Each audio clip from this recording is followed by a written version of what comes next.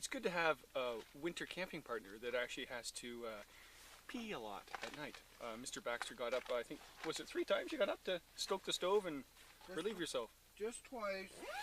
It's getting old. Just so you wouldn't die.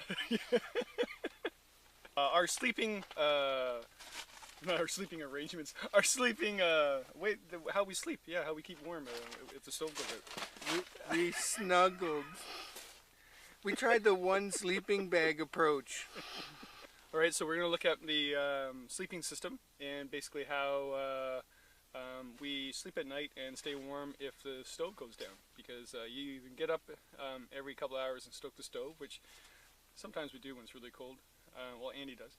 And or you basically get a good sleeping system and you just let the stove go out and keep warm in your sleeping bag, and then in the morning you flip a coin who's going to get out of the sleeping bag to get the fire going again. We put a bed of boughs down, and we would only do that if we're in the middle of the bush somewhere and there's lots of balsam, and there was.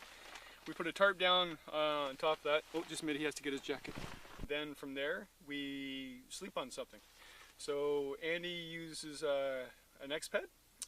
It's those ones that have down inside, and then you blow it up. You blow it up with your hands, the pump, and it's pretty cool because it's wide and above, gets you above the ground. It's about this thick when he's lying on it. It's bulkier than what I take. I take the NeoAir Thermarest, and I love this thing. I got it a couple years ago, and does the same thing. It's a little narrower than his X-Ped. A lot lighter in my pack actually, so, or in my toboggan. Sleeping bags, you need a winter sleeping bag.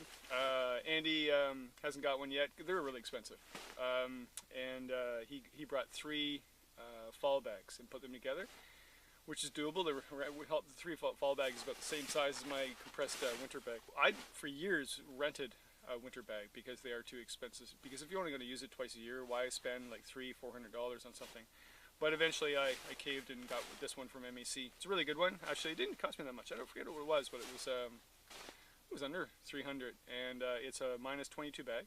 So never had a problem with it. Actually, quite warm. Last night they say it was going to be -17. I don't know if it was or not, but I was fine. The thing I did last night as well is I tried this thing out. I've tried this in the springtime, but never in the wintertime. SOL, Survive Outdoor Longer, something like that. It's a bivy bag. One of those bivy bags with reflector tape. Not reflector tape, but reflector. It's emergency, one of those emergency bags. So it reflects the heat back to you. What I do is I put this over my sleeping bag to contain the frost from your breath. And then in the morning I shake this off, and my sleeping bag stays a little bit drier. Because what happens is, the stove goes out, gets cold, you exhale your CO2, comes down in crystals, and goes on your sleeping bag, and then your sleeping bag can get a little damp, and it's down, so you don't want to deal with that. So I put this on top, and it worked last night. I'm really quite impressed. You could actually go inside your sleeping bag too if you wanted. It'll keep you extra warm if your sleeping bag isn't all that great. I've done that before in the spring and fall with this thing, and it compresses to nothing, like a little ball like this, and it's just, I think, under $60. So it's a good product. What else? A pillow. Oh yeah. What's going to be cold on you is your face, your head. So I actually I use what do I use? This thing here. There, like that. So put that on. So really, you're not going to get cold at all with this on.